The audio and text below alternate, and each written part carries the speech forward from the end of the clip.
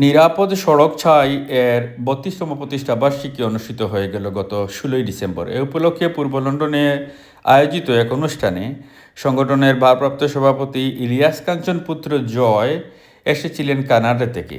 তিনি তার বাবার সর্বশেষ শারীরিক অবস্থার কথা জানালেন। বললেন, নভেম্বরের মাস থেকে 1 মাসের জন্য উনি রেডিওথেরাপি এবং কিমোথেরাপি নেওয়ার কথা ছিল, সেটা শেষ হয়েছে। গতকালকেই আমরা ডাক্তারের কাছে গিয়েছিলাম যে তার নতুন করে আবার স্ক্যান টেন করা, যে কি পরিস্থিতিতে তার টিউমারটা আছে, সেই রিপোর্টগুলো নিয়েই অ্যাকচুয়ালি বসার কথা এই সপ্তাহে ডাক্তারের সাথে। সেটাই একটা বড় কারণ আমার আজকে এই যুক্তরাজ্যে আসার জন্য।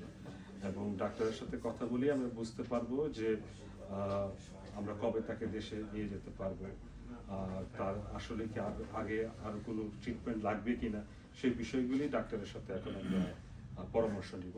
কিন্তু যদি আমাদের মতো সাধারণ মানুষের যদি আপনি নিতে চান, মন্তব্য নিতে চান, সেটা হলো গিয়ে যে আগে আমরা যেরকম মাঝখানে টিউমারের জন্য যেই এফেক্টগুলো তার মধ্যে দেখতে পাচ্ছিলাম, যে একটু স্পিচ মেমোরি যে সমস্যাগুলো হচ্ছিল, সেটা অনেকটুকুই কমে এসেছে এবং সে এখন সুন্দরভাবে কথা বলতে পারছে, তার মেমোরিও ঠিক মতো সে করতে পারছে। কিন্তু কিমো রেডিয়েশন নেওয়ার জন্য যে শারীরিক ক্লান্তিটা, সেটা এখনো সেই রেস্টটা এখনো পুরোপুরি যায়নি। আশা করছি সেটাও চলে যাবে। আমরা জানি যে এই